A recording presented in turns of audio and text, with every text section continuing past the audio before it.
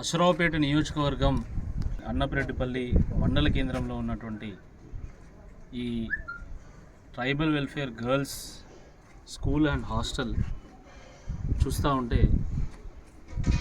చాలా బాధ కలుగుతూ ఉంది. ఆ రోజు కేసీఆర్ గారి హయాంలో మీర్చా గారు వారు శాసనసభ్యులుగా ఉన్నప్పుడు బాలికల రెసిడెన్షియల్ పాఠశాల కాబట్టి చొరవ తీసుకొని ఒక 5 కోట్ల రూపాయల నిధులను స్పెషల్ ఫండ్స్ని వారు శాంక్షన్ చేయించి ఈ గురుకుల పాఠశాలకు చుట్టూ ఒక ప్రహారీ గోడ, తర్వాత ఈ పాఠశాలకు అడ్మిషన్స్ కావాలని వేలాది మంది విద్యార్థులు చుట్టుపక్కల గ్రామాల నుండి ఇక్కడికి వచ్చేస్తున్నారు. కాబట్టి దీన్ని ఎక్స్పాండ్ చేయాలి, దీనికి కావాల్సిన ఫెసిలిటీ క్రియేట్ చేయాలనేటువంటి ఉద్దేశంతో ఈ యొక్క భవనాన్ని వారు ప్రారంభిస్తే ఈరోజు ఇది ఏ పరిస్థితిలో ఉన్నదో మీరందరూ కూడా చూస్తున్నారు. మీడియా సాక్షిగా ఈరోజు వాస్తవం ఏందో ప్రజలు కూడా తెలియాలి. మీరు చూస్తున్నారు, దీనికి పునాది వేసి దీనికి పిల్లలు లేపితే కాంగ్రెస్ ప్రభుత్వం వచ్చిన తర్వాత ఈరోజు ఇక్కడ గడ్డి మొలుస్తూ ఉన్నది, ఈరోజు పిచ్చి చెట్లు మొలుస్తూ ఉన్నాయి. తెల్లారు లేస్తే యంగ్ ఇండియా అంటాడు రేవంత్ రెడ్డి గారు.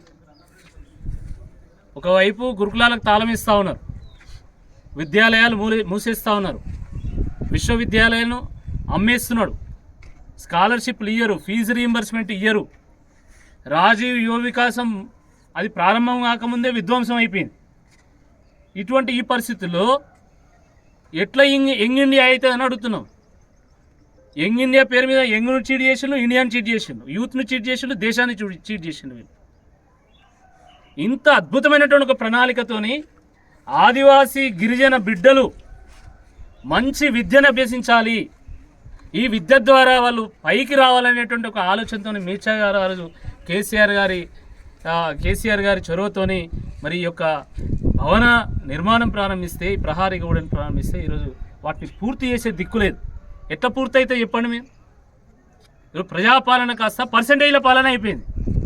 ఎలా చూసినా పర్సెంటేజ్లు కావాలి, కాంట్రాక్టర్ల మీద ఒత్తిళ్ళు. ఇది మేము చెప్తలేం, కాంట్రాక్టర్లే స్వయంగా ఈ రాష్ట్ర ఆర్థిక శాఖ మంత్రి ఉప ముఖ్యమంత్రి గారి ఛాంబర్ ముందు మేము ఈ కమిషన్లు చెల్లించలేం మహాప్రభు, 20% మేము చెల్లించలేదు, తగ్గించండి నేను వేడుకున్నటువంటి సందర్భాన్ని కూడా రాష్ట్ర ప్రజానికం మొత్తం చూసింది. మరి ఇట్లాంటి ఈ పర్సెంటేజ్లు ఉన్నప్పుడు ఇట్లనే ఉంటుంది. కాంట్రాక్టర్కి ఏం మిగులుతుంది? ఇన్ని పర్సెంటేజ్లు ఇచ్చిన తర్వాత, ఇంత అయిపోయిన తర్వాత వాళ్ళు ఏం ముందుకెళ్ళగలుగుతారు? కాబట్టే ఈ రకమైనటువంటి పరిస్థితి.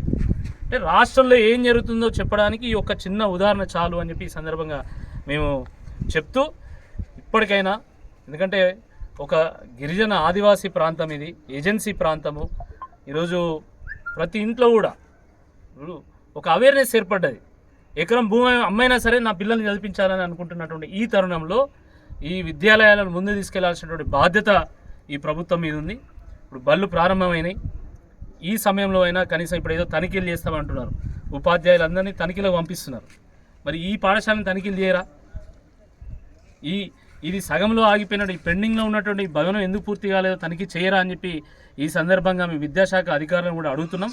కాబట్టి వెంటనే దీన్ని పునః ప్రారంభించాలా, రికార్డు టైంలో దీన్ని పూర్తి చేయాలి. పూర్తి చేసి మరి ఈ పిల్లలకు, ఈ చుట్టుపక్కల ఉన్నటువంటి ఆదివాసీ బిడ్డలకు, గిరిజన బిడ్డలకు అందించాల్సిందే ఈ సందర్భంగా మేము డిమాండ్ చేస్తాం.